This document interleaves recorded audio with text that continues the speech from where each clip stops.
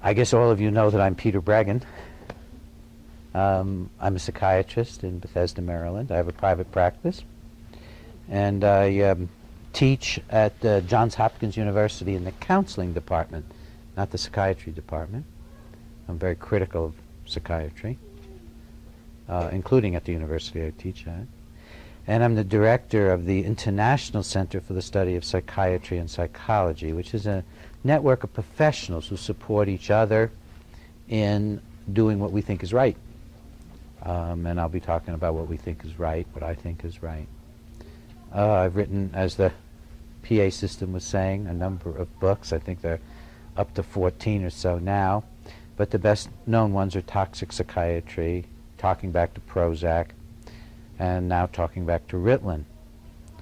Although my favorite little book, which was published by a medical publisher, is The Heart of Being Helpful, which came out a couple of years ago, which is about my view of how to help people. And perhaps we'll get into that later. Today the subject is one that I find very dismaying, disheartening, discouraging, but also inspiring in the sense of demanding attention. And that is the mass, literally mass drugging of our children that's taking place now. No one has accurate estimates because our government doesn't require any, but there are probably 4 million, 5 million children on Ritalin, and many millions more on all the other psychiatric drugs, because all the adult psychiatric drugs are being given to children now.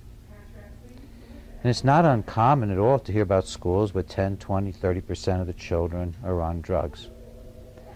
Even 3 years ago, the International Narcotics Control Board, which is very upset about what's happening in America, estimated that 10, 12% of our boys were on stimulant drugs. And it's much higher now. These are incredible figures. This is bizarre. This is the most amazing thing. It's a vast social experiment in drugging kids. The drugs themselves are what's called the psychostimulants.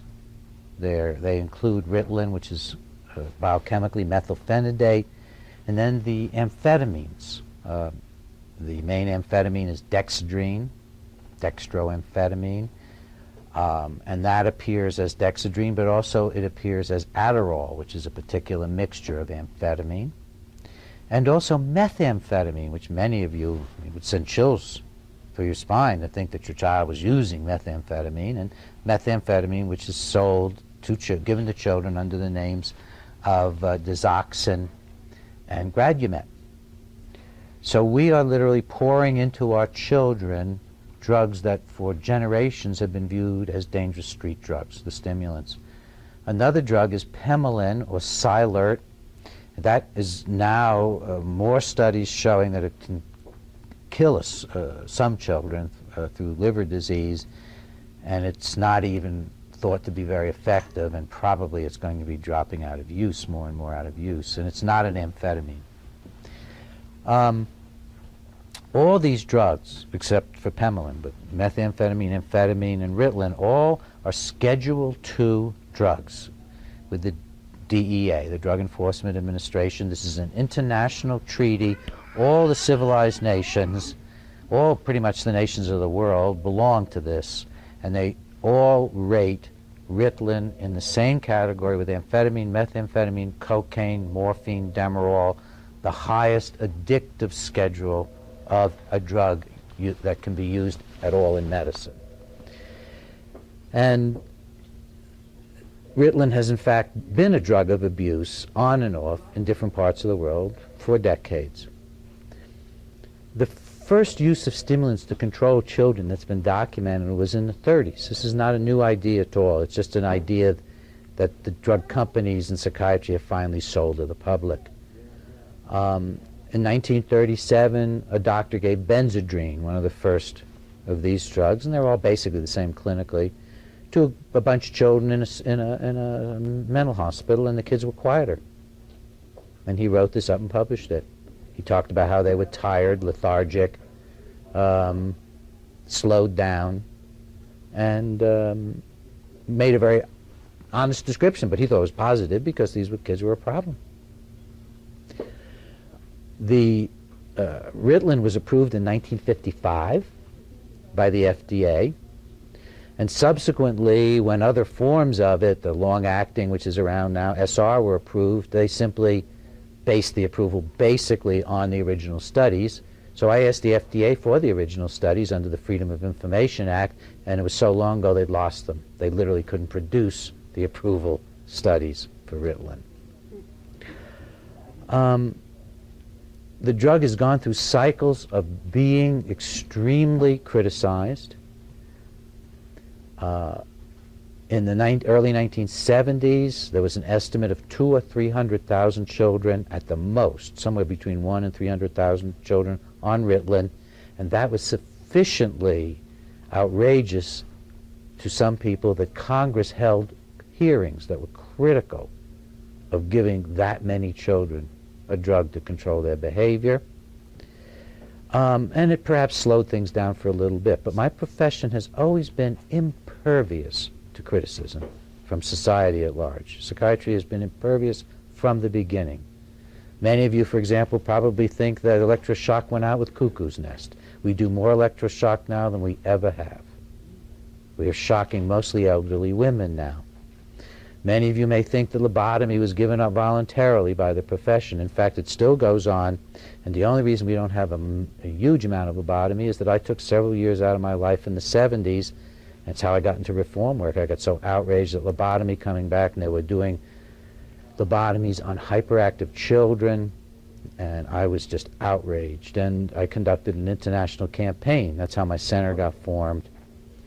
And a number of the children were black children, so I have 2 black congressmen, Dellums from California on my board and Stokes from Cleveland.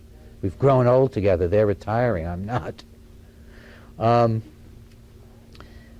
Psychiatry has only responded to force in terms of containing its biological ambitions, its ambitions to drug, to shock, to lobotomize. I say this as a psychiatrist. It's embarrassing to say, and it's simply true.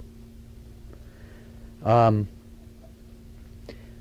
current tremendous escalation in the use of these drugs has absolutely nothing to do with science. My profession is not driven by science, contrary to all the articles you read in the Denver Post or the Washington Post or the New York Times.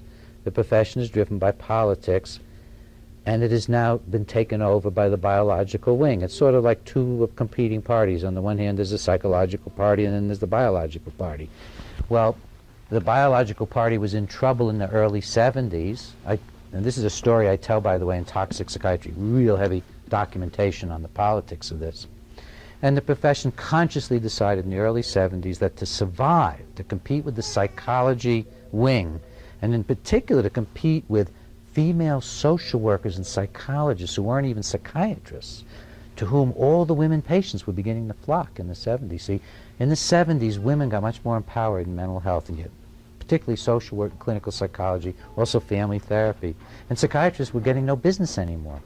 They consciously got together with the drug companies and said, we've got to develop a campaign to convince the public, to convince Congress, and to convince everybody that human distress, they don't call it that, but that these problems are mental illnesses suitable for drugs, and that psychiatrists have to always be supervising and in charge, and that therapy is a side thing. And what they did was begin to take money to finance all the journals. All the journals are now financed by drug companies, not just through ads. They'll finance sending the journals free to the doctors. 90% of the research is financed by the drug companies. All of the major conferences that are held every year are financed by the drug companies. Money is given just outright to the national associations. A number of years ago, when President Bush went to Japan, turned out he vomited on the premier of Japan, and it came out that he had taken Halcyon, a sleeping pill, to regulate his sleep on the airplane. And the question was raised in the New York Times, why was our president getting a pill, Halcyon, that was banned in England for causing, and remember, this is our president going abroad on a mission, banned in England for memory loss, paranoia, and depression. Raised that, why is this happening? So I wrote to the New York Times and I said, consider the fact that the maker of this drug just gave $1.5 million cash, no strings attached, to the American Psychiatric Association. Just gave them this money. Well, they published the letter. This so upset the Psychiatric Association that they made an astonishing confession.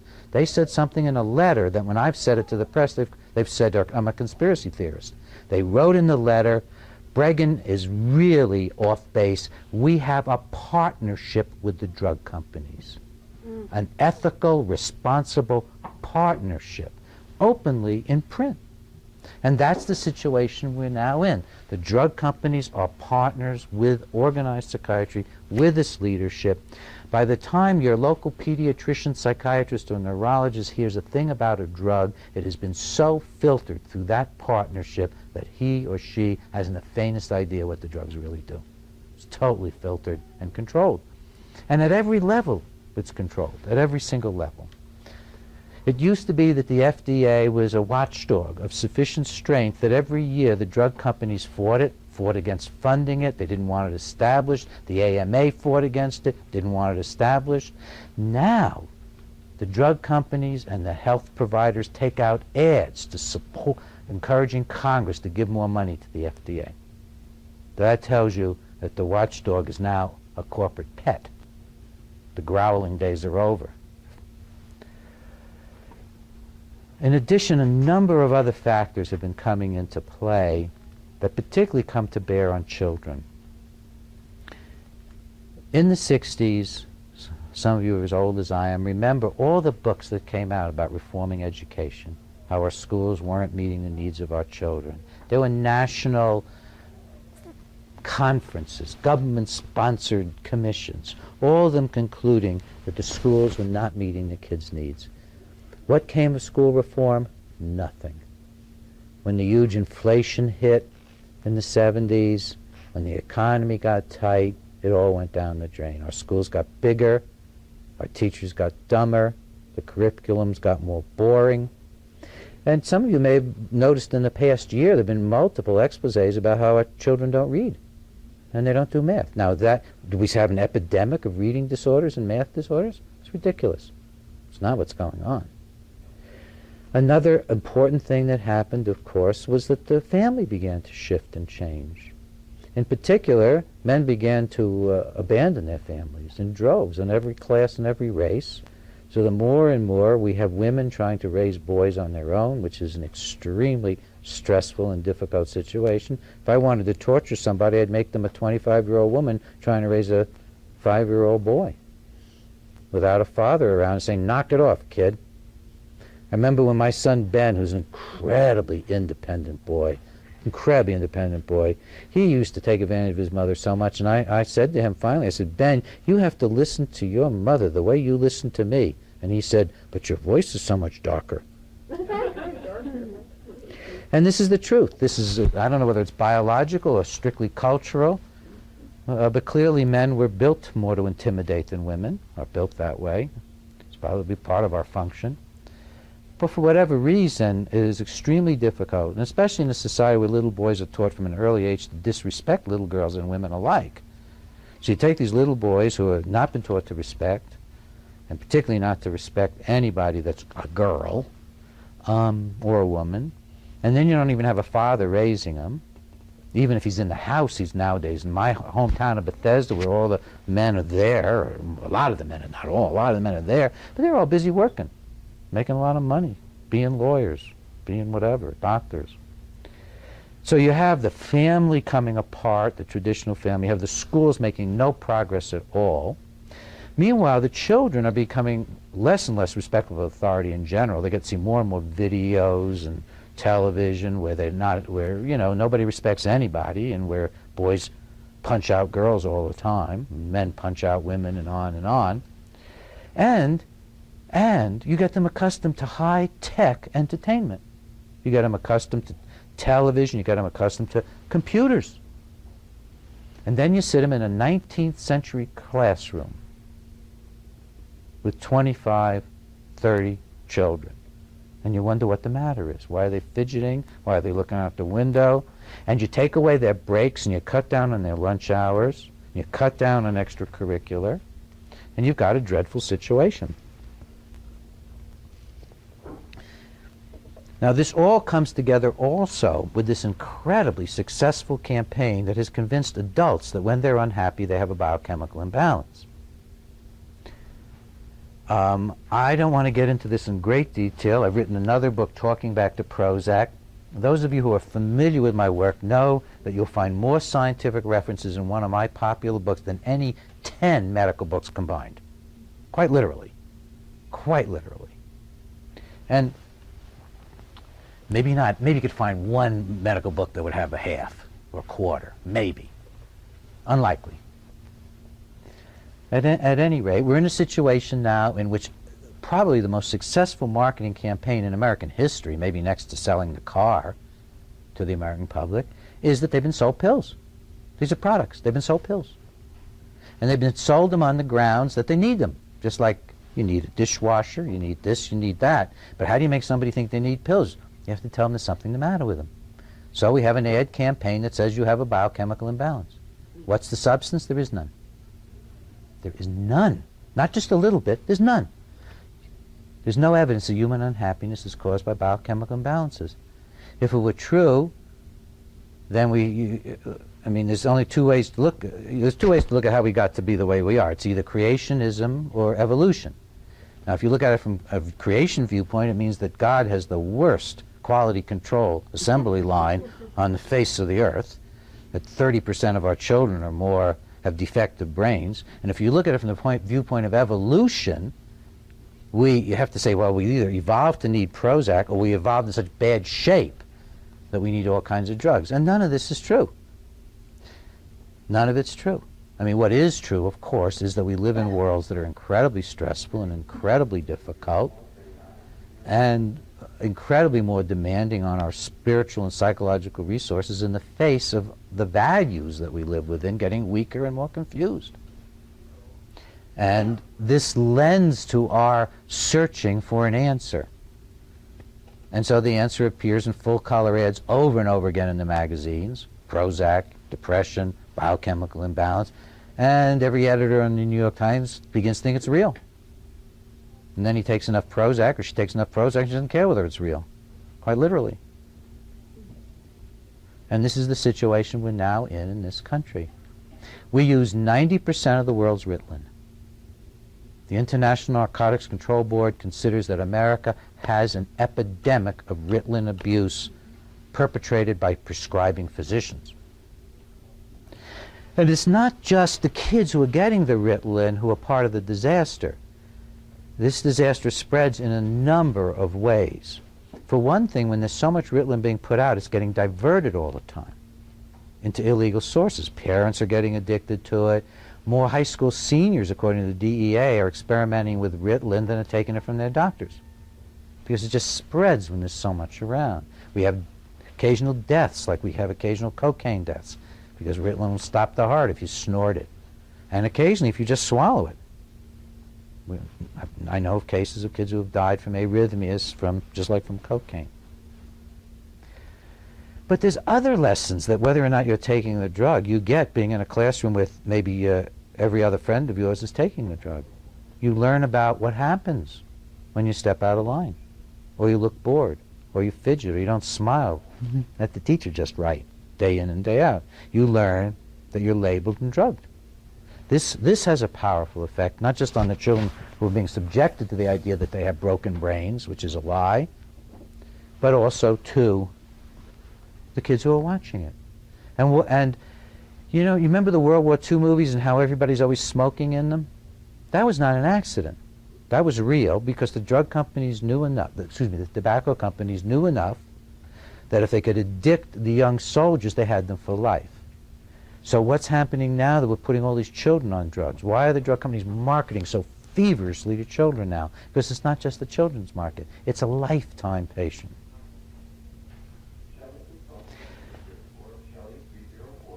Ritalin is presented as something that corrects biochemical imbalances. It causes them, drastic, vicious imbalances in the brain. And as an aside, just to give you a little bit of my own credentials, the NIMH is holding in November a whitewash of Ritalin, which it calls the Consensus Development Conference on ADHD and its Treatments. It's just a whitewash. They've just invited everybody they could think of who would support Ritalin, and then they have a panel who listens, objective panel, and then makes a conclusion, which will be spread throughout the press. More and more kids will be on it. Well, the NIH, National Institutes of Health, oversees NIMH, and they looked at this conference and they said, this is so lopsided, so they have forced NIMH to have me as a medical scientific expert on adverse reactions of stimulants. I know my stuff. And if you listen to me in the next 10 minutes, you will know more than the doctor who's prescribing the drug. I guarantee it. Just the next 10 minutes. You will know more. You read the book, and you'll know more than the director of the National Institute of Mental Health. Because when he was pushed by NIH to invite me to the conference and said, you know, you're going to be the scientific expert on adverse reactions, I said, I also want to discuss the mechanism of action from animal studies. He said, we have animal studies on that? We have hundreds. They don't know. They don't care. Oh, it's an upsetting thing. And I think, as an aside, I was talking to a reporter who didn't know me in Boston, was filming me. And he said, boy, did somebody do something to you as a kid? You seem so upset about what's happening to kids. I said, I was a kid once, were you? Oh my God. Ritalin and the amphetamines. We know basically first how the drugs affect behavior, why they work, and we basically know some of the worst of their adverse effects that we've at least been able to find. Could be many more we can't find. All of the stimulant drugs stimulate, in fact, 3 neurotransmitter systems in the brain that we know of. Now, there are hundreds of neurotransmitter systems. Many we haven't identified. The brain is totally beyond our comprehension at the present time. But we do know that it stimulates 3 of them: serotonin, dopamine, norepinephrine. This is a very abnormal state. What the drug is doing is forcing the nerves to put out more of this than they ordinarily would. Just like somebody jammed something into the carburetor of your car, only did it internally, right in the middle somehow, right in the brain itself. And then in addition to forcing the nerves to put out more of this substance than they ever would want to, it then blocks the removal of the substance. It's a double whammy. So you're flooding the engine, and then you're not letting the engine dry out. Now, how does the brain react to that? Let me go back to a little elementary biology. Imagine that I'm a nerve cell, and I have a dendron that reaches out to the next nerve cell. Now, in fact, there are a couple 100 billion of these nerve cells, and each one may make 10,000 connections. We're talking about something with trillions of connections beyond human conception, beyond computer conception. But let's isolate it a little bit. So I'm the nerve cell, and I'm reaching out to the next nerve cell. Anne-Marie, reach your hand back to me. All right, now, this wonderful woman is the other nerve cell that I'm trying to stimulate. And her hand is her dendrite that reaches back to me. And her fingers, we can imagine, are the receptors for the packets that I'm sending out of maybe dopamine or serotonin or norepinephrine. Now, when her fingers begin to feel how much is coming in her direction, they don't like it. The nerves don't like it. They know it's toxic. So the nerves begin to cut back on their own fingers. They destroy their own fingers, their own receptors. And in the case of amphetamine, which is given to kids, and methamphetamine, we know they kill the brain cells. We know it. I knew it when I wrote the book, but when I started getting into the more recent, last year's research, more and more studies, it's now accepted by the laboratory scientists that methamphetamine and amphetamine kill brain cells. What about methylphenidate? Well, they're not doing studies on it because the drug company's so powerful. But it's not just a cousin, it's practically the same thing. It's practically the same thing. And we know enough from a few studies that the effects are the same, because it's in fact a universal pharmacological truth that the vast majority of drugs that stimulate a portion of the brain will cause that portion to die back in self-defense. And we're doing this to growing brains. On top of it, we're distorting the growth process. By the way, this phenomena is so significant that you can actually see it under an electron microscope, the distorted shape of the nerves. Or you can grind up an animal's brain and find cell loss in particular areas. This is serious. They don't care. You see, this is the same people who do lobotomy. You think they didn't know they were killing brain cells? This is the same people who still do electroshock. You don't think they don't know in their hearts they're causing damage? They know on some level that giving people convulsions with electricity is not good for their brains. They have to. They see what happens. Now, when you overstimulate the brain, the hypothalamus of the brain, you then send abnormal signals to the pituitary gland. The pituitary gland puts out prolactin, growth hormone, the steroid control stuff. And we know that kids don't grow well on Ritalin. Now, you know how my colleagues think of that?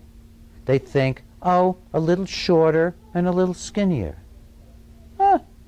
Probably going to recover. When? Nowadays, we don't even take kids off the drugs. They don't think there's a brain in that body. That's not growing at the same rate either. And God knows what's happening to it when there's a disruption of this growth hormone cycle. Now, we've measured this. We've measured this again and again. It is known. It is so one-to-one that if your child's got a normal growth hormone cycle during sleep, he skipped his Ritalin. I could go on and on like this. We have studies that show when you give a few doses of Ritalin, blood flow to the brain is cut off 20-25%. Routinely. We know this. Does your pediatrician know it? Not a chance. If he read it, he wouldn't know it. It wouldn't register.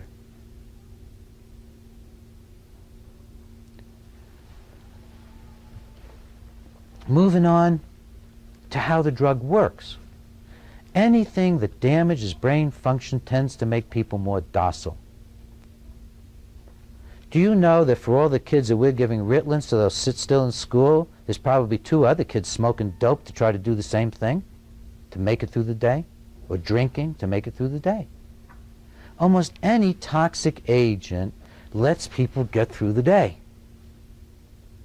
But Ritalin and stimulants are particularly interesting. And here we have this whole bunch of animal research, which again, so help me God, the guy at NIMH who's in charge of child pathology had never heard of, and is in charge of this conference has never heard of.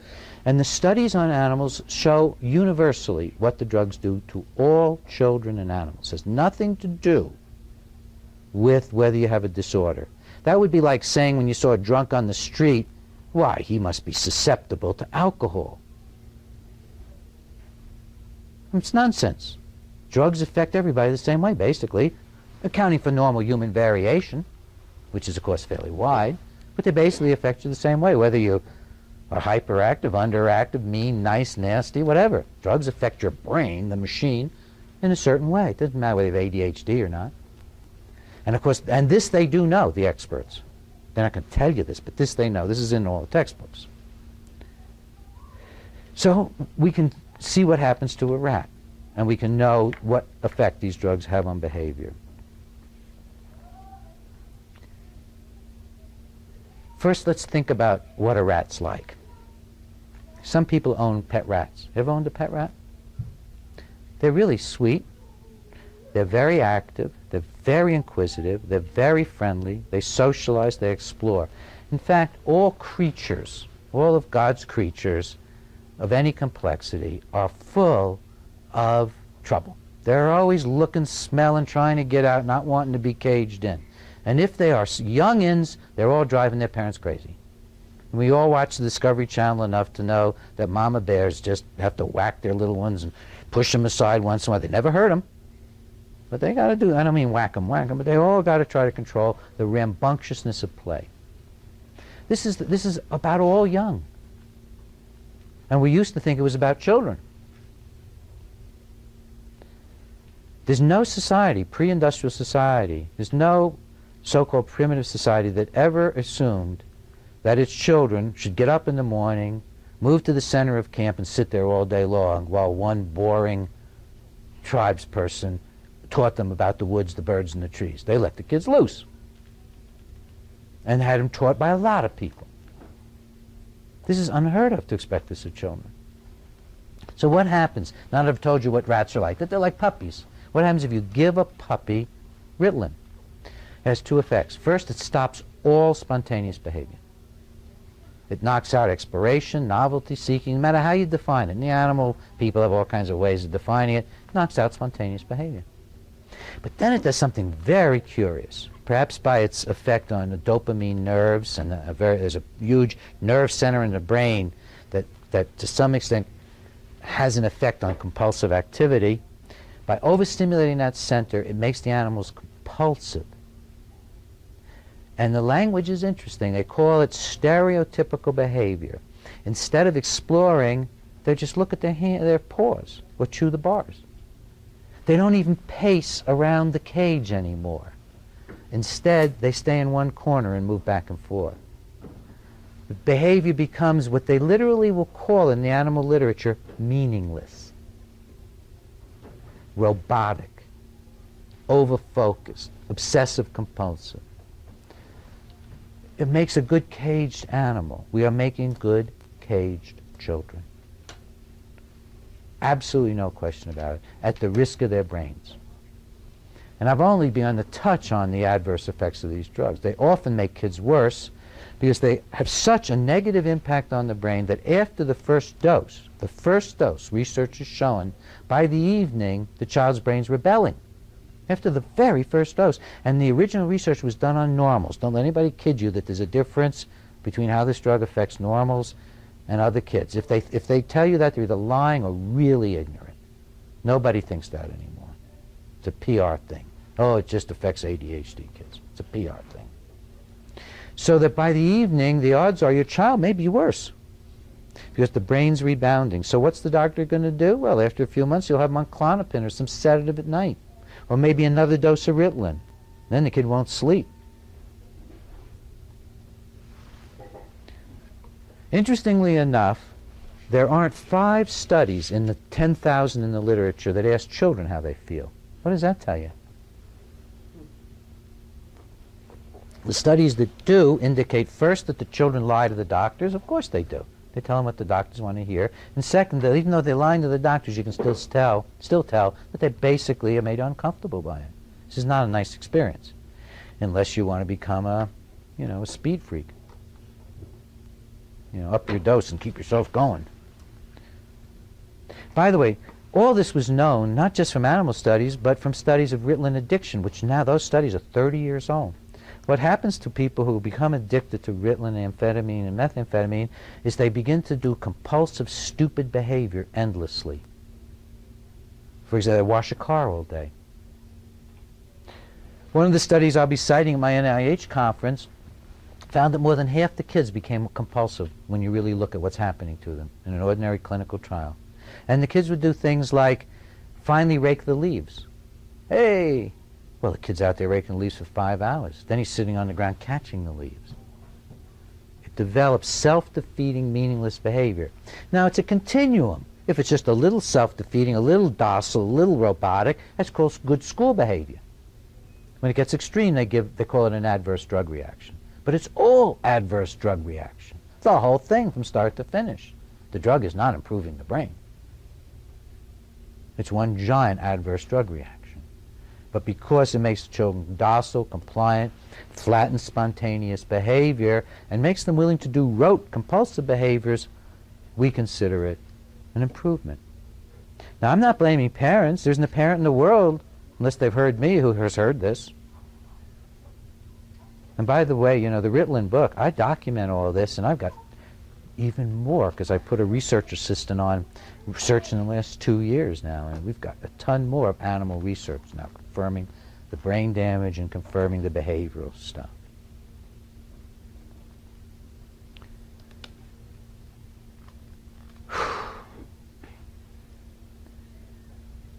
I mean, it's hard to even know how to begin to think about ourselves that we're doing this. It's about ourselves. It's not about our kids. If you look at the diagnosis, and I'll finish on this theme, if you look at the diagnosis, actually, one of my pages, I reproduce the diagnosis, if I can find it. Going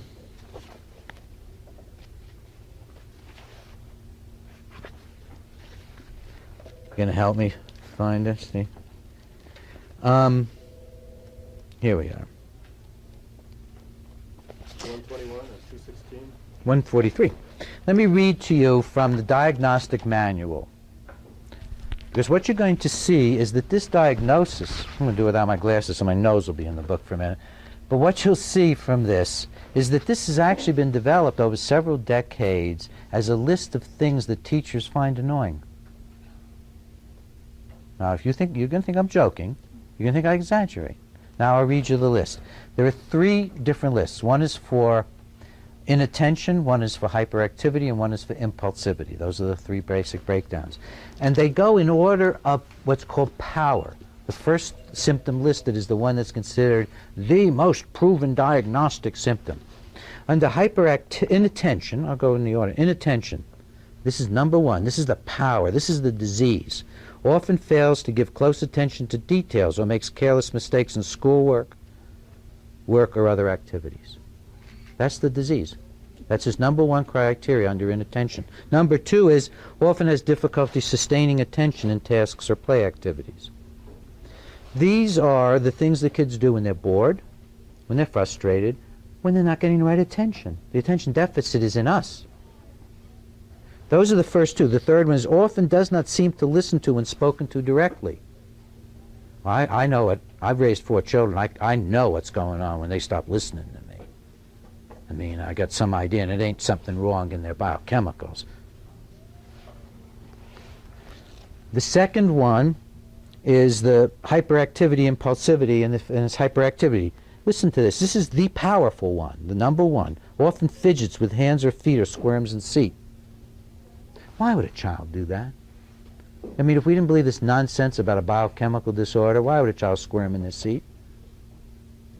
I could probably, in 5 minutes, have this whole room squirming if I got boring enough. Or if you got upset enough with me. If I was mean. If I attacked you instead of my colleagues. You could make me squirm, too. This isn't one way. Any one of you could make me squirm. Number 2, often leaves seat in classroom or other situations in which remaining seated is expected. By whom? Whose disease is it? Is it a disease of expectations? Then under impulsivity, I love this one. I love the first most powerful symptom under impulsivity. Often blurts out answers before questions have been completed. There's a little brat. I still do that. Reporter starts asking me something. I know what you're asking me. Let me answer the question. Finally, I say, stop asking questions. I'll give you all the answers. And I do that. They say, my God, you did. You gave me all the questions I was going to ask. So I don't even interrupt anymore. I tell them to stop. That's how hyperactive I am. This is serious. This is how your kids are being drugged, by this nonsense. This is a list made out by a bunch of guys who sat down and figured out the behaviors that you need to control to make kids into robots in class. Then it got spread to home life, too. Now, all these things are normal. But what happens if you have a child who's really out of control? I had a little girl in my office the other day who was so out of control that even I had trouble calming her down. I can tell you that with this one exception, every child who's ever walked into my office and has been claimed to be hyperactive and out of control has within 3 minutes thought it was the greatest thing in the world to hang out with me, and we have a great time. I mean, it's just, people here are nodding. We've all been through the same experience. It's so common they put it in the diagnostic manual. Don't be fooled if the child isn't hyperactive with you. Now, can you imagine that? Imagine that. Okay, we got a diagnosis, brain tumor. Don't be fooled if the tumor's not there when you're with the person. Multiple sclerosis. Don't be fooled if the person's fine when they're with you. It's bizarre. It takes the full authority of billions of dollars and doctors who are distorted in their thinking to sell that you can have a disease that only comes out with people who are boring. Or people who have lost control of their children. God knows I lost control of all of mine. Now they're all out of control, gone on their ways. Not a one of them is exactly what I'd hoped. Some of them are more than I'd hoped, and I mean, it's confusing. I thought that I'd raise these kids and then I'd give up these products and I'd know what they would look like and how. It's not like that at all. It isn't like that at all. They just go and be themselves, for better or worse.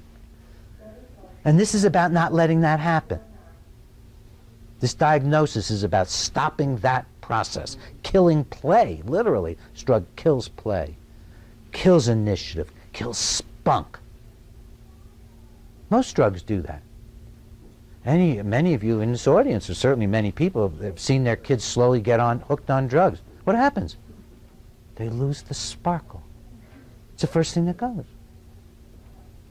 And this is, we're just hooking them on this drug. They lose their sparkle.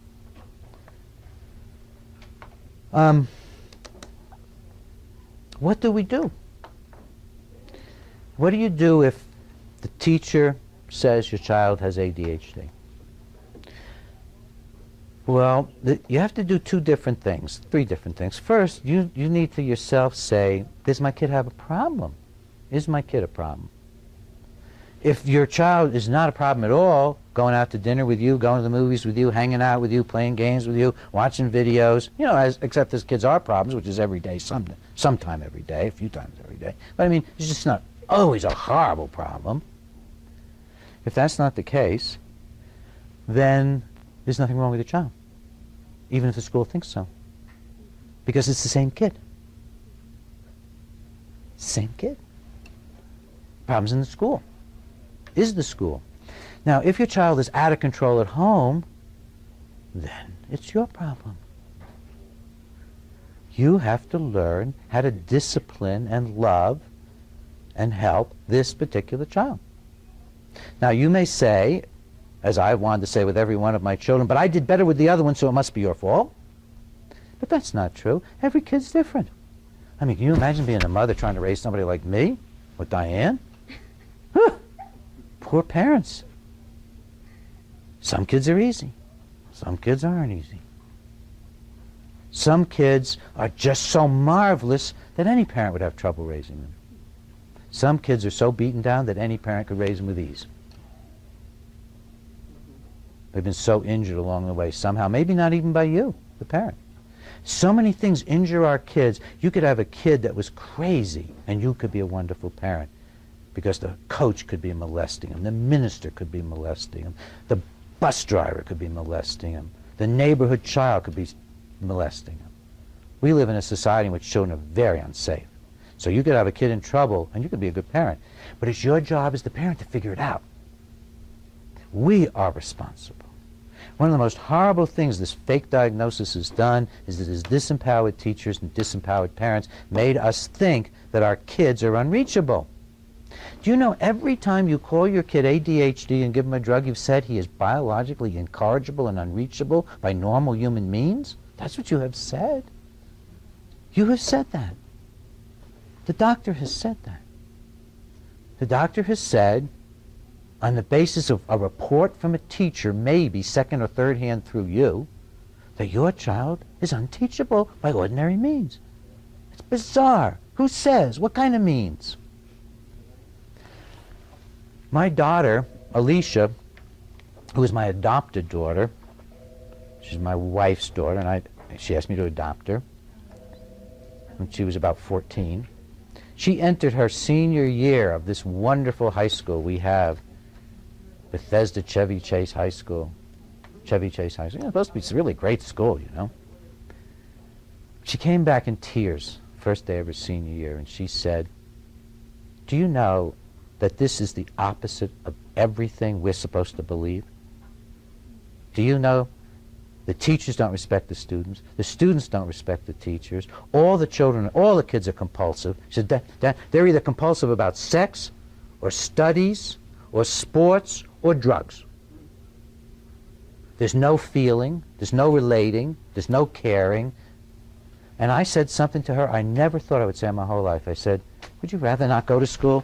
We can figure out a way to homeschool you for your senior year." She said, "Oh, thank God." So my daughter has graduated from the University of North Dakota with a high school degree. I never thought I'd do anything like that. I used to think, "Why, this is the real world." That's nonsense. The real world is a world of individual creativity, increasingly even working alone at home. It's a world where people innovate or get nowhere. It's a world of initiative and autonomy. It is the opposite world from our schools.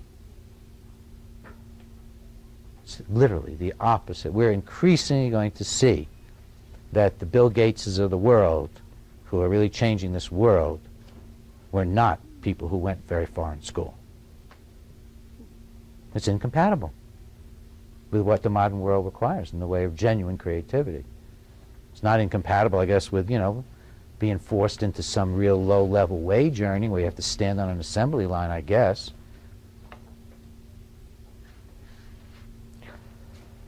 So what do you do as a parent? You size up the situation. If your child is so out of control that there's a problem, then you just need parenting, education, and you need to review what could be going on in your kid's life. You need to really spend time. When we saw what was going on with our daughter in our school system and in our community, where there was no place for teenagers to go, where there wasn't all drugs and alcohol, do you know in my wealthy Bethesda community what parents do? They go away for the weekend and leave teenagers to have drinking parties for the weekend. I mean, that's what they do in my hometown. And we're supposed to be enlightened. We ended up staying home every single weekend during her teen years. Friday night, Saturday night, Sunday afternoon. In fact, we realized we must be doing this quite regularly when we had a big snow. We had something like 20 teenagers snowed in for 3 days. And they were respectful. And some of these were pretty upset kids. Because after all, a lot of them just had no place else to go, so they come to the Breggins. "What are you going to do tonight?" "Well, I'm going to the Breggins." Can't drink there, can't smoke there. We can smoke. They used to be able to smoke there, not anymore. I mean, they'd come to our house because there was no place else to go except the AA meetings. That's where a lot of the kids were going for some sort of community. There was nowhere else, literally no place else to go in our community, wealthy community. So what do? You decide that being parenting is the most important, toughest job in the whole world. I do a lot of things. I take on Eli Lilly. I take on the drug companies. I treat patients without drugs who are hallucinating. There's nothing as tough as being a parent. And to accept that responsibility is an enormous responsibility and a gift from God, and we should treat it as such and not drug the treasure. But do whatever we have to do with our lives to make it a world in which that child can live peacefully. And it takes insight, and it takes thinking and talking, and if you don't have a husband at home, then you probably, if you have a boy, you probably ought to find some young man to get involved in his life and help you out. It takes a huge amount of effort. You just can't put a kid on a drug and then raise him conveniently. It's not the right thing to do. I changed my travel schedule during those years. In fact, what I did was I never traveled with my wife anymore. We never left her alone. We found out that leaving a teenager alone in our community is not a very good idea, even if it's at her best friend's house.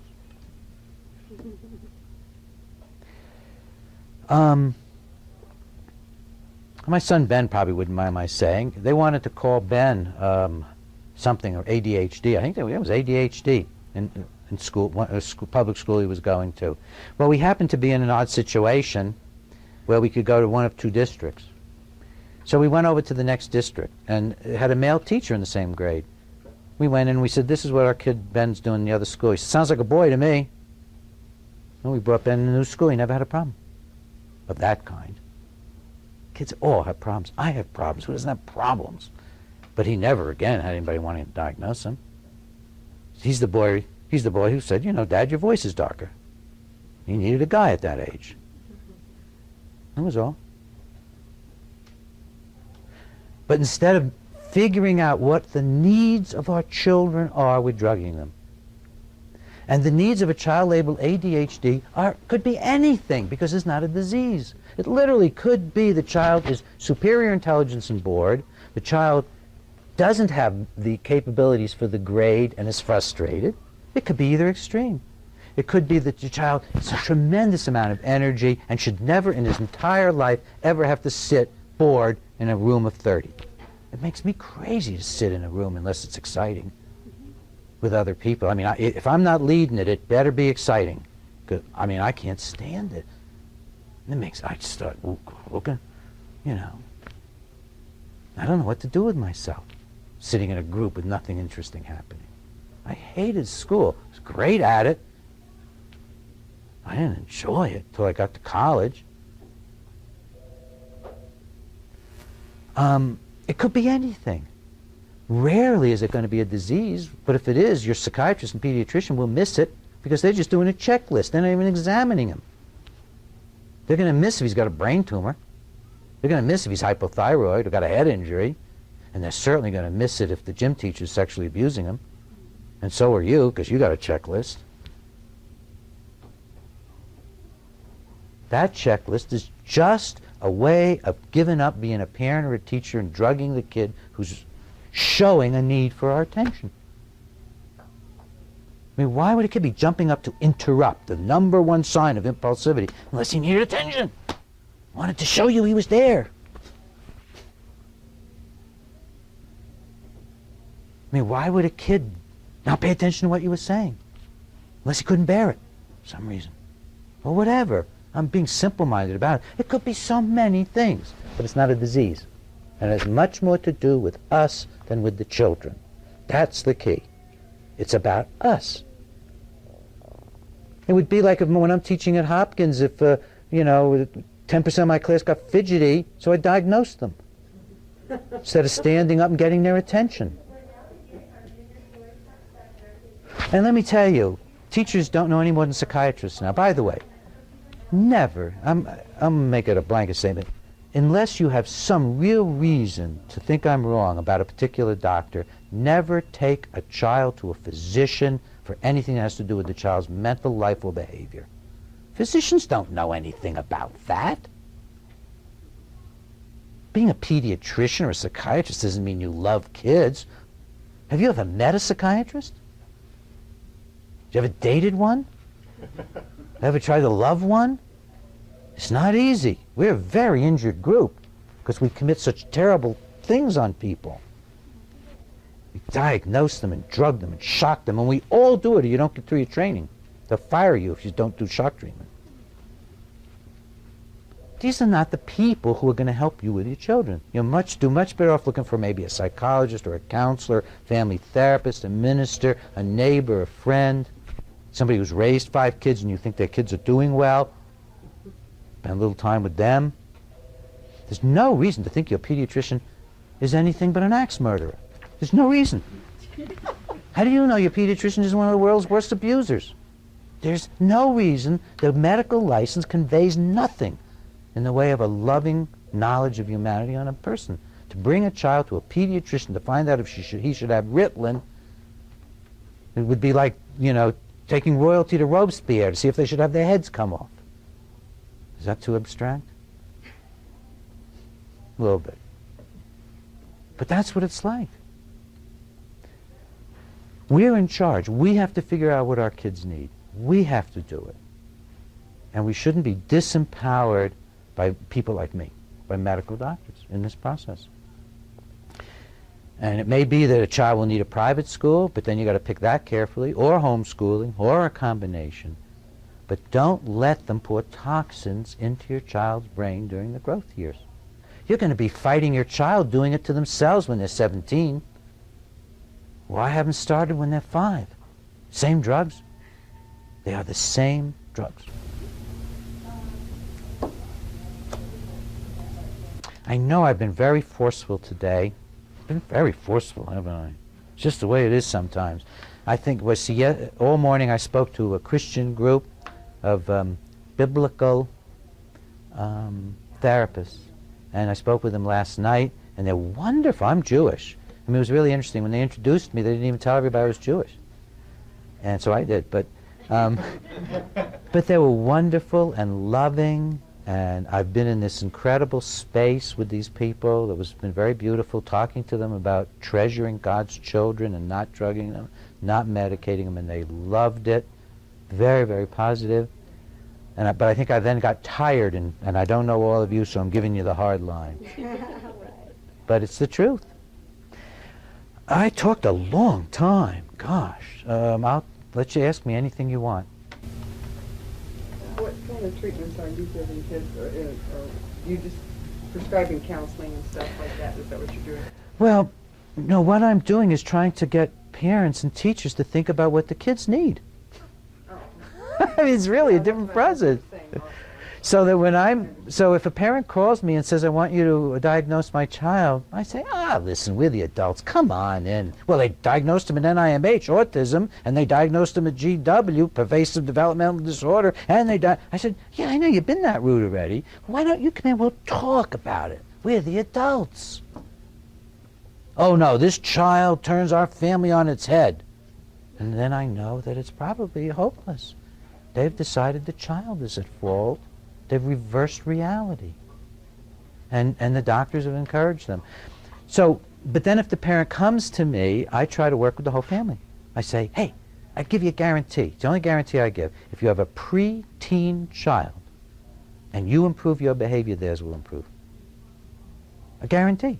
Doesn't mean you're a bad parent. We just all need help. I've gotten help in parenting. We all need help. This is tough. So I actually make it a guarantee. You'll see marked improvement within a few weeks of you learning more consistent discipline of a more limited but certain nature, and how to be open and loving under stress. I'm going to work on those with you. Now, if there's no father involved, let's say, then I may see the child along with them and work a bit with the kid, but then I don't kid myself that I'm being some high and mighty doctor. I'm being what the dad should be. And I'll teach the kid things like, relax. Really important things. Relax. You don't know. I had a little girl look at me the other day who was just flying around the room. She said, you look so sad. She looked at me. I said, I'm exhausted and I'm sad for you. This must be so hard to be so anxious and have to jump around like that. She just sat down real quiet with me. And we talked about it. We talked about me being sad, about her being scared. Then we went out and fed the fish. Yeah. Yes, and then over here. Have you done any studies in connection with the parents feeding children things that are maybe adverse to conditions like meat products that they, sure you're familiar with the animals how they're ingested and all the stuff. Yeah. The kids eating a lot of soda pop and things Yeah. like that. Have you done any sort of studies? Have you done any studies in relation? Well, I look at some of that literature, and talking back to Ritalin, I look at the best studies that there are. And, studies are funny. There are some studies that suggest maybe this or that can affect kids to some extent. But I can tell you that with all the children I see, spend 10 minutes with the parents. If they've got the child's out of control, I can tell in 10 minutes, half at least of what the parents are doing wrong. And I can give advice within 1 hour which makes parents' eyes pop on just simple things. So I don't get into this blaming of the kids unless they got a brain tumor, because there's nothing wrong with these children. They're wonderful. I mean, these are like, whoa, forget it, go home, I'll adopt this kid. These are wonderful kids usually. The parents have just lost control, or the school's abusing them or something. So I don't even want to think in terms, unless there's a real medical problem, why go searching for some weird thing like they ought to eat seaweed, when what they need is a parent who's home. They need the simple stuff. Yeah. Adults, say there's diagnosis or something, they've been on some medication for that, change medication, and then they're on Prozac. What would you suggest as far as how would you treat somebody? How do I treat people who are diagnosed schizophrenic? Basically what you're asking. I treat them like they're human beings. I don't even think of them as schizophrenic. To me, I look at them and I say, oh, I could be that. If I've been through that, well, me too. So the first thing I do with somebody who's been gotten some horrible diagnosis is I remind myself that there, but for the grace of God, go I. And then I ask, if I were so frightened that I didn't know which end was up, what would I want from the person sitting across from me? And I just want them to look peaceful. So what I do with people who come very disturbed into my office is I get very peaceful. And if they look violent, I get even more peaceful. And I've done seminars with doctors. They say, well, when the patient starts to get violent, I look, I wonder about how to do this and that. And I get, I say, oh, no, I just start to look so harmless. Like, hit me? What for? I'm done in already. So I try to relate to the person. And we even have studies that it is better for people labeled schizophrenic to go to a nice home situation with 4 or 5 people and a couple of therapists and no doctors, get the medical people out. And we have controlled studies. The director of the schizophrenia branch at NIH did a series of controlled studies that showed that non-medication home environments were best for the craziest, most psychotic people. So they fired him. When I got into this profession and I described this, all this is in Toxic, about these issues about dealing with very disturbed people. And the first chapter of Toxic describes how as a college student we found that we could get almost every patient we worked with out of the back wards of a state mental hospital and into the community. And we were college kids. And these were people they wanted to lobotomize. The sicker, more disturbed a human being is, the more you shouldn't do anything terrible to them. The more you should be gentle and patient, not like I am as a speaker. I'm very different. I'm more like I was with the Christian group, where I got into much more of being like myself, ambience. But here, it's been too long a weekend, and it's such like a speech setting and everything. But I try to be very gentle with people who are very disturbed. I try never to diagnose them, and it calms people down, and they feel better. I don't have miracle cures. There aren't any for somebody who's really injured. The psychiatric drugs that are given to them are horrible. They make Ritalin look like candy.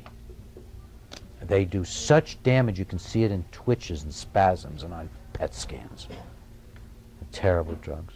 But, yes, sir, in the middle, and 2 men in the middle. I have a statement and a question. I teach at Regis University in the Master Psych program. And in addition to the traditional abnormal psych texts that they give out, I require all of my students to read Toxic Psychiatry. God bless you. And the reactions I get from reading that book range from rage to, I think it's a very transformative book for my psych students because they start to see a whole other perspective. Now, we've never talked or met. Pardon? We've never talked? No. Oh, Well, actually, yes, but years and years ago, I have a copy of The Psychology of Freedom, which you sent me. So I figured I'd get signed today while I'm here. My question was, were you in Massachusetts when Titicut happened?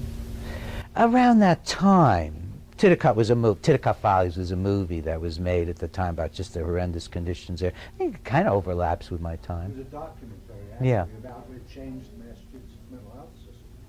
Well, I don't know how much it changed it, but it did alert people how bad it was. But that's not where I was working. I was working at another state hospital as a college student, not there. That's an incredible film. I mean, it just shows the callousness of the psychiatrists toward the people they're supposed to be caring about.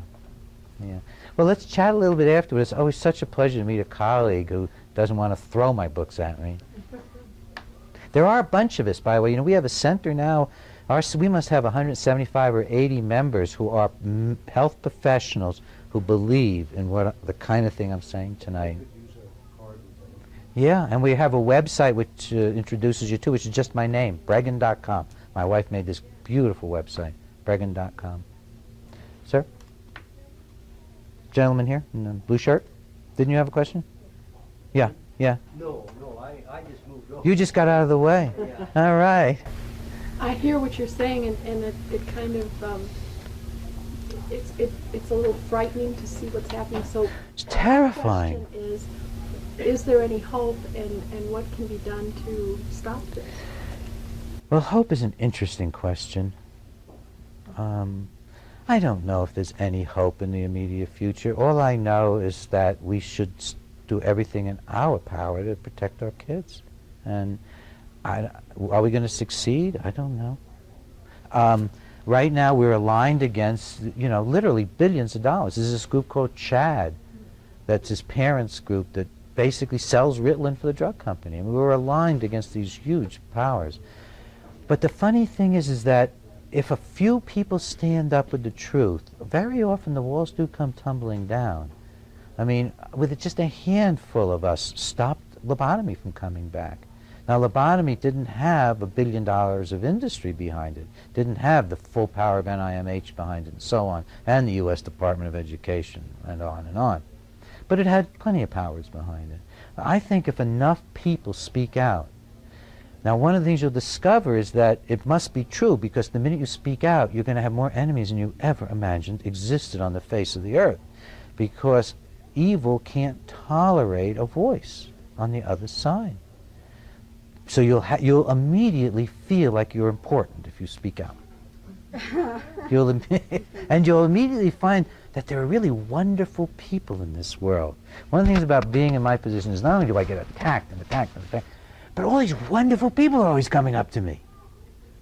So several in this audience already that I've just met or am meeting. So, but parents need to organize, teachers need to organize. Instead of giving drugs to your kids, picket for better schools so that you can teach decently. I mean, that's what we have to do. We've got to stand up for the children. Warn these people about the school to career program in Colorado. Yeah. Yes, what you were talking about today. Yes? Well, first of all, you remind me of Horse Whisperer. Well, there are some similarities, especially in the book rather than the movie. Yeah, yes, and he's coming here. Is he coming here? Yeah, the 22nd. And another thing is, I was wondering too, have you ever used essential oils? I've been with essential oils for about 5 years, and I've seen some great help with them. And I brought you a book in case you wanted some information. As a food supplement, you mean? No? Essential oil is just breathing it. Oh, no, I don't know a thing about it. I'm just ignorant. Really? But remember, there's nothing wrong with the kids. We get the teachers to breathe, it would be okay. If you have it in the air, the parents are also going to breathe it. Okay. And they put it in schools, too. Yeah. And But see, my problem with it is that I really am a scientist, and I'd really like to see some data, number one. And number two, it's detracting from what's going on. This is not an oil problem. This is a spiritual problem. And I don't mean to put you down, but this is about the spirits of our children, not their bodies. Yes, I've seen so many kids get off Ritalin with it, and to me that... Well, that's great. Believe me, they would have gotten off without. But that's wonderful that the parents had an excuse. Let them breathe a little oil and take their kids off Ritalin. That's fine. But I don't think it's good for you to kid yourself. This is not a problem of their bodies. No. I really don't think it is. Essential oils work with the spirit and with the emotions. And Well, if you that want- sounds like a great idea. If you want documentation, get And a hold also of you Gary know- Young with essential oils. Gary Yeah, Young that's has right. documentation. Yeah. You know. But I'm always looking at this stuff. I never see what I call scientific documentation. But see, I mean, to me, I really understand. It's benevolent. It may have a lovely spiritual component to it. But let's call a spade a spade. Let's stop the poisoning of our kids. And let's stop making believe there's something the matter with them. And that's why, anything we do that makes parents think that they can do better, they'll do better. So that's good. Here, breathe a little oil. Now, don't lose your temper. Great. But wouldn't it be better if we could just say, don't lose your temper? Or even, God doesn't want you to lose your temper with your child. Well, this is a gift. This may seem now like it's a barrel of trouble, but it's a gift. Sometimes you can't help the thing. And I mean, I know this personally. My sister and brother-in-law are just, they try to be ideal parents, but my niece is totally messed up. And she's been on the oils for about 2 years. And it helps her when she feels she needs them, she can do it. But I don't like it. I'll be blunt. I don't think this child should think that they have something the matter with them when our parents don't know what they're doing. No, I don't think. Parents don't want the help. So But she's I don't. getting help herself, building up stuff. Yeah, but I know what you're saying, but God bless you, you look like a wonderful human being, but I don't like the idea. I don't think that we should be telling our kids to breathe something as if there's something wrong with them when they need decent parenting. I think it's wrong. She uses it to cope with her parents. Let's put it that way. I understand what you're saying, but you know, if it works, if it really is working, how is it different from any other drug? It doesn't harm your body, it helps you. How do we know? How do you know? How many 6-year clinical control trials do you have of breathing this stuff? Well, there's some. There's a lot of studies being done. I would be really shocked if these studies added up to anything. 1, 2, 3. But again, I appreciate what you're saying, but do you understand what I'm communicating? This is not about there's something wrong with these children. It's time to call a spade a spade. We have to be better parents and better teachers. 1, 2, 3, and then 4. In my particular situation where I have a 6-and-a-half-year-old boy, who's 16 and a half? 6 and I was going to say, you don't look like you're 16 and a half. Yeah. Yeah. And you're leaving town and you live in Maryland, and now I'm sitting here thinking I would really like to investigate some of the possibilities. We fought it for 4 years, being told that our son had ADD or ADHD or something like it. He's extraordinarily intelligent. He's a very physical child, but very emotional, very highly emotional child. Nice, sounds And wonderful. He's very big towards it. He has a lot of things that are working together, and we fought the schools, we fought the daycares, the schools, people, we sought out people that felt like we did that we wanted to avoid. We tried the food allergies. We tried everything that we could think of rather than contemplating putting our child on a drug. And then when he went to public school, we went and interviewed all the different kindergarten teachers to make sure that we had his other teachers talk to them. We did everything we could. But it started becoming intolerable at home, too, where he could not see. He would describe the inability to control his behavior, feeling inside. We talked about a gauge. He would feel a gauge, building up inside him where he just would blow up. So are there people that are part of your center here in Colorado, somebody I could go to or talk to or see us and help us? Because I agree with that. I must be doing something wrong as a parent. It can't be him. He's got to be okay. It's got to be me. Does I don't have a contact in Denver who's a therapist. Does anybody here? Do you? Yeah, I have a friend I could recommend that I think the world of. One thing you could try doing would be something as simple as just you and your husband taking a parent effectiveness training course. Just go find a parent effectiveness training course somewhere and take it. Have you done that? You have done that? And nothing, you didn't, I mean, you're talking about, yeah? Everything, there was some improvement, but to the point where the big concern is he was getting so unhappy. Yeah. Has he ever been in counseling with you as a family? Yes, we started doing that in conjunction with when we actually started in with medication. What I would do is reject the medication and try to get involved in counseling. And perhaps he could see somebody alone, but only if you're also getting help. Right. And we actually changed counselors. He was the first one finally said, I've done everything I can, and I think there's any medication. yeah, see, instead of saying, I've done everything I can and I'm an inadequate counselor, I've never heard anybody say that. What they always say is, therefore your child needs drugs. That's ridiculous. Finding a counselor is like finding a husband or a wife. And so the idea that somebody can't help your son and thinks they should be on drugs tells me immediately that they're good. Try to find him somebody. This is obviously a kid who's boiling over with rage. Why is he boiling over with rage? Nobody has any idea? Maybe you could find somebody he could talk to about it, especially if he knew his mom and dad were also talking to somebody. And maybe Diane can give you some direction in that regard. But refuse drugs. There's nothing good will come of that. Well, I haven't seen the negative things you're talking about and has it stemmed from his creativity and his energy and his, and I mean, that's why I've been listening carefully to what you're talking about. Well, first of all, you can't see the effect on his neurotransmitters. Right, right. You can't see the effect on his growth. Right. And I'd be a little worried if you don't see an effect. What dose is he taking? Of what? He takes Adderall, he takes, I forget how big those little blue pills are. Just one of those a day, which is, I think, 25. Wait a minute, he's taking Adderall? And another drug? No. If the Adderall is having an effect on him and you don't see a difference in him, then you're not seeing... No, I see a difference in him from how he was before, because when he... But if you don't see a loss of something, of spark in him, I don't think you're looking. The drug can't work without subduing the child. Well, he was so out of control before that he's still, what some people still consider him to be Out of control.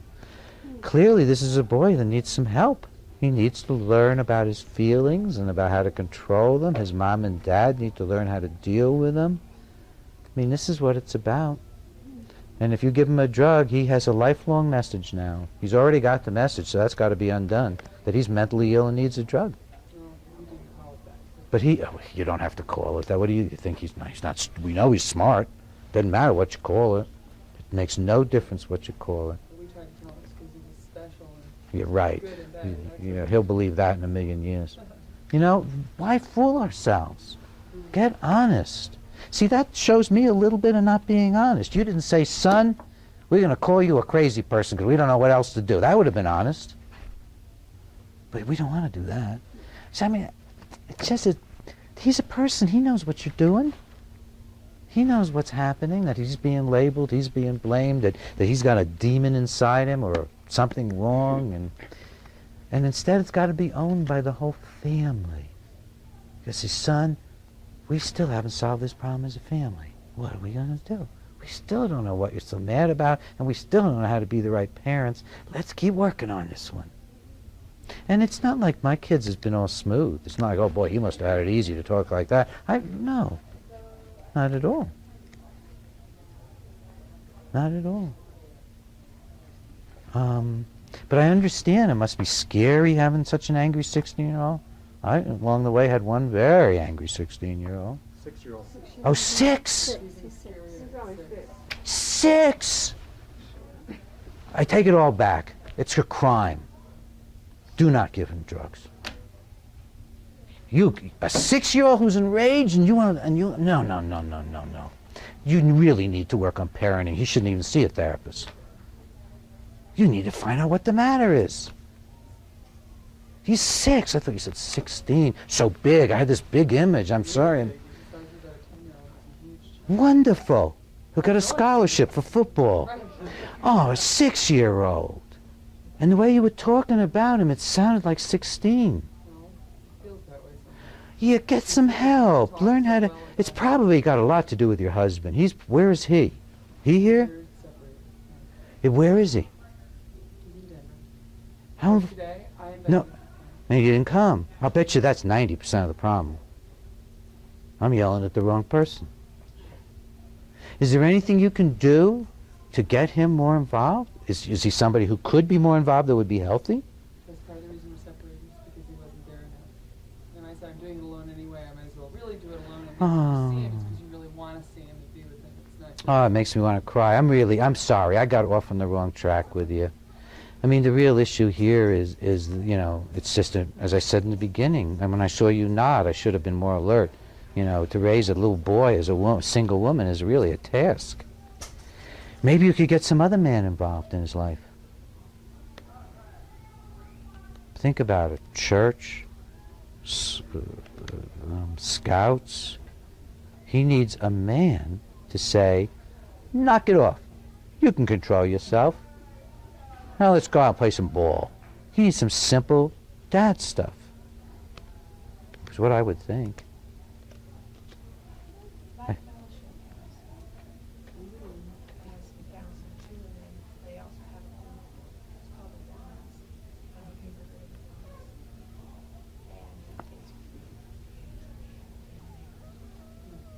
Maybe you could talk afterward. Well, he takes a martial arts class, and then teaches him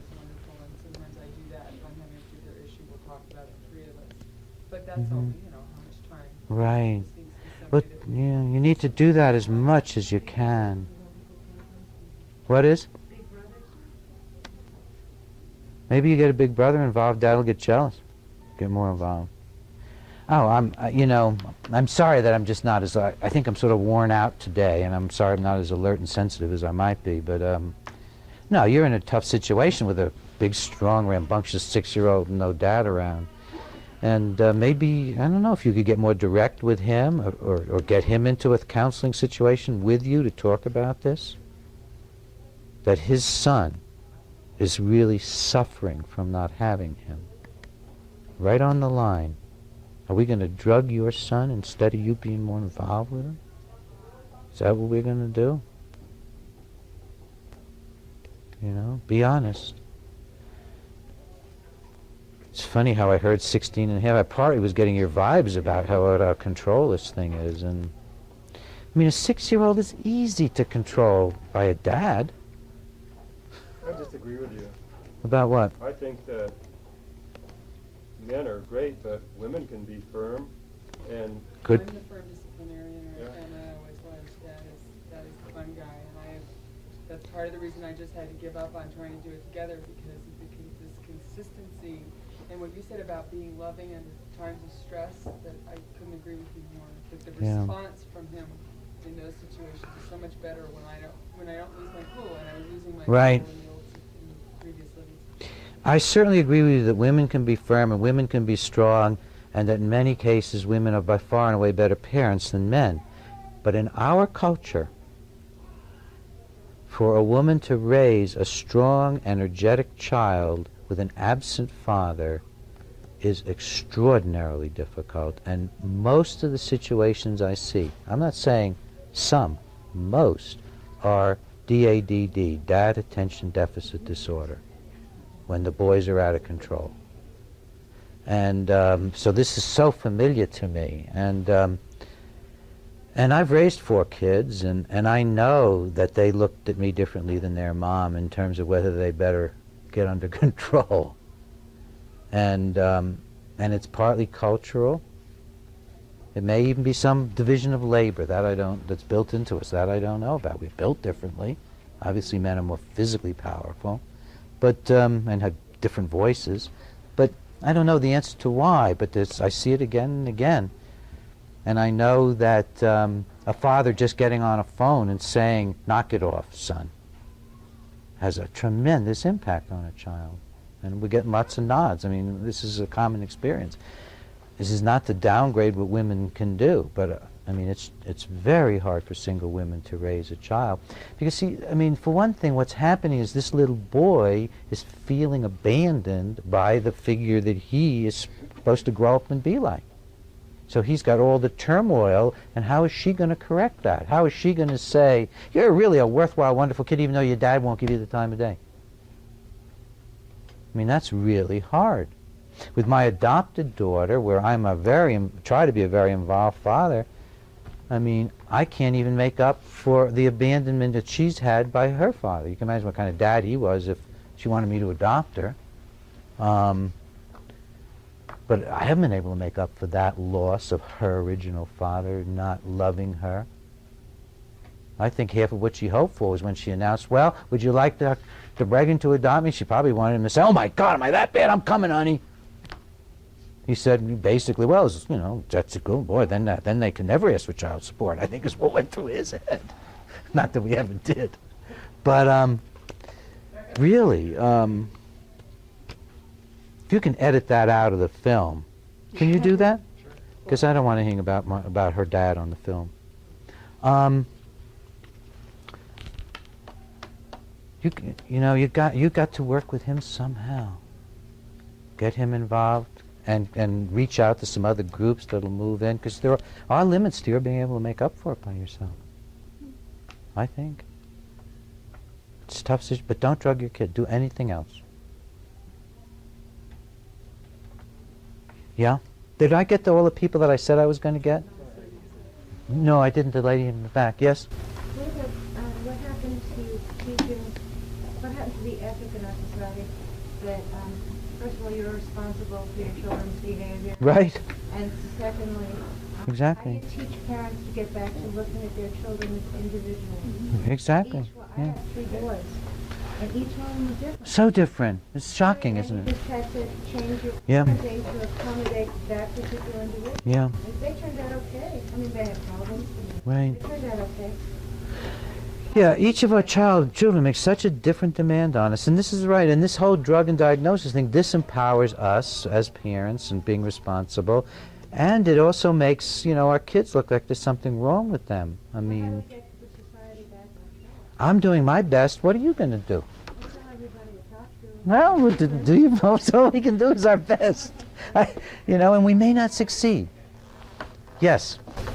Have there been any studies on long-term effects of Dexedrine or Ritalin on adults that took it as kids? There is only a handful of studies, and it's quite weird because you only get the studies because what the doctors are trying to show is that kids labeled ADHD don't do well.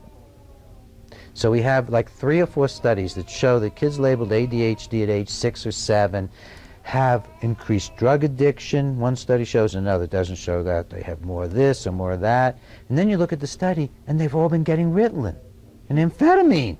The doctors are lying. It's not about ADHD. It's about kids who get diagnosed and drugged as well. So the evidence is that there is absolutely for certain no positive effect. That's for certain. Over and over again. No positive long-term effect. I must quote 10 studies in my book on that one.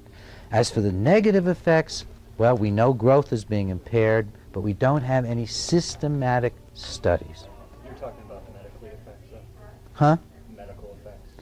We don't have any long-term studies. They don't want to do that. I mean, as far as good effects.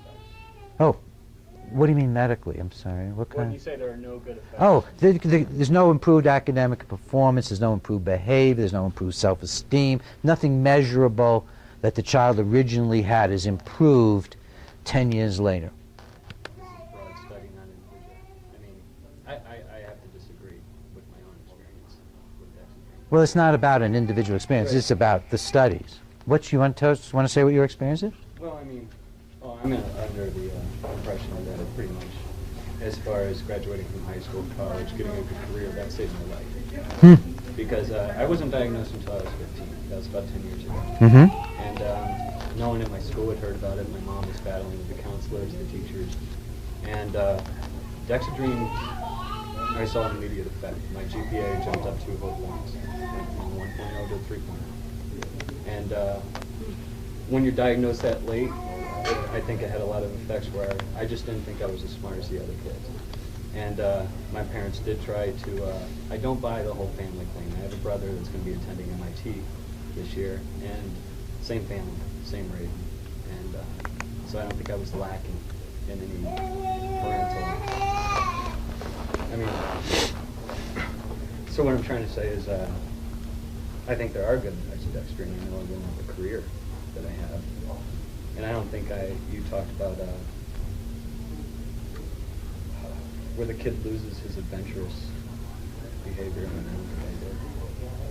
I think I was able to focus more. And it was hard to develop study habits when I had none at age 15. I would have never gotten that. And who knows where I'd be today. I know I wouldn't be happy in that aspect of my life. What do you do? I came here today to listen to you to see if you would change my mind. And some of the things did grab me a little bit about the nerves cutting off. But I want to know, is that going to have an effect on my life eventually? I mean, I do have insomnia that's kind of being cured by myself. Basically, I just get up early in the morning and maybe make myself tired at night. Is there anything else you want to say about it? That's all I have to say. I think. Yeah. I don't want to comment at all directly on yourself and what you're saying, other than I'm happy that you feel helped. But let me make some general comments about it. First is, I don't think any way for any human being to know that they couldn't have done it without the medication or even done it better. In other words, I respect your sense that you couldn't have done it without the medication. There's a lot of people who feel that way about marijuana, about alcohol, There are people who would die, who literally go to jail because they feel they can't do it without a drug. I don't think that means so. I don't think it means it's so. And I'm sad for you that you think it means it's so, because it's very possible you could have done it in a lot of other ways. I don't know how we could know that you couldn't have. And then many things were tried. This was a last resort. My mother wasn't too crazy about medication. Yeah. And she wouldn't, my doctor Yeah. wanted to put me on sleeping pills at night. My mom said, no way. You know, I'm just going to be doped up during the day, doped up at night. So you know, Yeah. I understand what you're saying, but I don't think there's any way to know. I mean, I find it very hard to look back on my life and say, well, I wouldn't have without this or that. I am concerned about your being on this for a very long time, but you're off of it now? Yeah, Good. I was off in, When did you? senior year in college. Oh, I'm so good. I'm very glad you're off of Because it. I was going too high with tolerance. And I was having to take more and more. Yeah. Well, see, the tolerance means it was changing the brain. And So are there any, you don't know of any long-term effects I should be worried about? no, I'd just be very happy for yourself that you feel you did well and that you're off of it. Really. The idea that your brother had the same exact upbringing as you, that never happens. One of the interesting things that I do as a therapist is I'll bring brothers and sisters together to talk about their families. You'd think they were in two different families. It's something that my colleagues say, so it's understandable that other people would start to pick it up and say, well, they're from the same family. My brother and I are from the same family, and I can tell you, you wouldn't think we were from the same universe. And we had very different families. We had extraordinarily different families, only 4 years apart, in the same house. But I hear you blaming parents. And if my parents are to blame for my ADD, shouldn't they also get the credit for the other son to go to MIT? I mean, how can they be so... We get all the credit and all the blame if we're taking responsibility. I look at my kids and I see in them a lot of my good traits, and I see in them a lot of my bad traits. And I see in every one of them the failures in me at that time of their lives. And I can see it in all of them. And it's not so much blaming your parents. I'm really not even, remember, I'm not talking to children here. You're the only offspring here. I'm talking to the parents and saying, take responsibility. I'm not talking to the youngsters and saying, blame your parents. I'm talking to the parents and saying, take charge. And you know, by the same token, if your parents want credit for MIT, shouldn't they get some blame for... Huh? Well, they should. I mean, what's it about if we can't take some credit for how well our kids do and look at ourselves and wonder about how bad they do? What else is parenting about? Why go through the aggravation? It's the hardest job in the world. It would be like saying I shouldn't take responsibility for anything I do. I'm responsible. And it's not a question of your blaming your parents, it's just a question of your understanding what went wrong. And it may not just be your parents. I mean, society today has tons of problems in it. And we bring our own problems. Maybe you were never meant to go to school. Maybe you were meant to be a novelist and drop out like Fitzgerald. I mean, who knows? I mean, the possibilities of your life are infinite. And I hope that, you know, without the drug, they'll get more infinite, would be my hope. You know, if you feel like you're doing fine, that's great. I should probably end soon. Yes, yes? One question. Is all this kind of getting into whether people are chemically imbalanced or not? And if so, is it that you just don't believe that they are? Or is it just that you don't believe that drugs can cure it? Both. There is no evidence that anything routinely seen by psychiatrists is a disease. It's all made up. And it is so made up that there isn't a leading psychiatrist in this country that would debate me face to face on the issue, because they have nothing. All they have is their power, their authority, and drug company money, and ads in magazines and newspapers. There is no evidence that depression is biochemical. ADD isn't even a disease. It's just a bunch of behaviors. Being depressed is being hopeless and despairing. It's not a disease. It's a spirit thing. There's really no evidence. Believe it or not, even so-called schizophrenia, there's no evidence. I'll never forget when I sat down with the head of NIMH the person who was no longer at NIMH, who had sponsored the schizophrenia studies that are always being bandied about to show that people are genetically defective. And I said, what did these studies show? He said, oh, they showed it was environmental. Wait a minute. The studies showed, the genetic studies showed that there's an environmental factor in schizophrenia? He said, yes. He said, but they didn't show any genetic factor. He said, read the studies. Well, I read the studies. Yeah, the authors lied. They lied about their own data. They actually lied in their conclusions about what was even in the data. That's how ideologically committed these people are to the untruth. So there really just isn't data. So then I go into intuition and my knowledge of people and when are we depressed and when are we anxious, and it all seems quite understandable to me. So I don't feel the need for a made-up thing, a myth of biochemistry. Now, even if we do have some subtle biochemical derangement, like a aberrant LSD molecule that sometimes makes us weird, the last thing we need are psychiatric drugs to make us weirder. Because there's not a reason in the world to believe that the shot in the dark of a psychiatric drug is going to correct some imbalance we haven't even identified. It's just all nonsense. And it is just repeated again and again and again. I go into this stuff in great detail in my books. I go through the studies and everything. If you're interested in the schizophrenia type issues, and that's toxic psychiatry. It's hard to believe because I know I'm saying things that, my God, that means that they've just made up all this stuff. And they have. But they've been doing it for 200 years. You go back to 1930 in Germany, as Nazi Germany is unfolding, and there was so much agreement already that all mental illness was genetic and biochemical that the first laws Hitler passed were the involuntary sterilization laws of all people who had any kind of mental problem at all, because they were convinced that they had the studies. Now, we don't believe any of those studies anymore. We know some were faked. We know most of them were worthless. But we forget all that, and we start all over again and prove it again with more fake studies. It's amazing to look at the history of this thing. It just goes on and on. Hitler gave the Iron Cross to the greatest genetic researcher in the field of schizophrenia, Ernst Rudin. He had Carnegie grants, Rockefeller grants. And it was all BS. Nobody even reads this stuff anymore. It's just this constant bombardment. But the difference now is the drug companies, because never before has psychiatry had unlimited funds. Now they have unlimited funds. Yeah. Okay, I have a comment really, it's not a question. But it seems to me, and it feels very much so to me, that the beauty of child development is in the experience. It's in the growth and developmental process of being allowed to move and to be co-creative. Are you leaving? Or just stretching? Let's get in touch and... Well, I wanted to get a couple books signed too, so I'm way...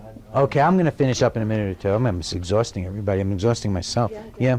Okay, so it seems to me that one of the basic foundations to work with is a foundation of emotional literacy. And coming into a context or a space of allowing yourself to resonate and be comfortable with what you feel and understand that no feeling is wrong or bad or horrible, that each feeling leads to a discovery, a balanced process to build a foundation of personal identity.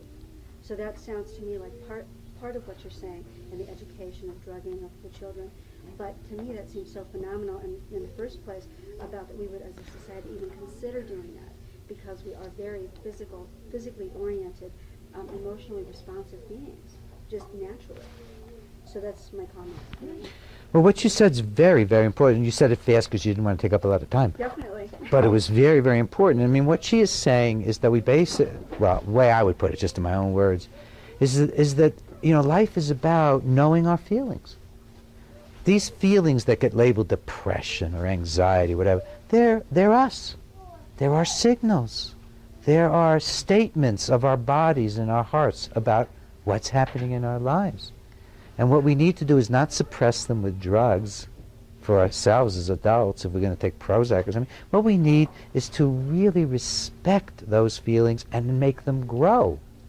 When somebody, and I'm going to end on this, If somebody comes into me and is horribly depressed and wants to kill themselves, I practically cheer. I don't say, oh boy, we're going to put you in a mental hospital. I say, you have all that feeling about life. Can you imagine what it's going to be like when you take that dark self-hate and turn it around an energy that embraces life? So I'm not worried about you. This is going to be fine. So I worry about people who don't have feelings. Not you, George. You got feelings. Let's talk about them. But I'm sick. These are mentally ill feelings. No. These are sad feelings, hurt feelings, angry feelings. They're feelings. We can handle feelings. We can talk about feelings. We can share feelings. Now, I'm not the kind of this exuberant sort of, seminar leader. I'm doing this in a much quieter way. But that's basically what I'm doing. I'm saying, come on, we can have all these feelings.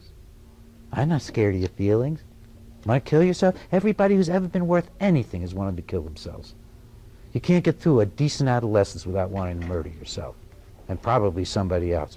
Yes, get it out. But I'm 75 and I'm still feeling that way. Well, I guess then you're still adolescent. Let's get to work on it. Let's get into it.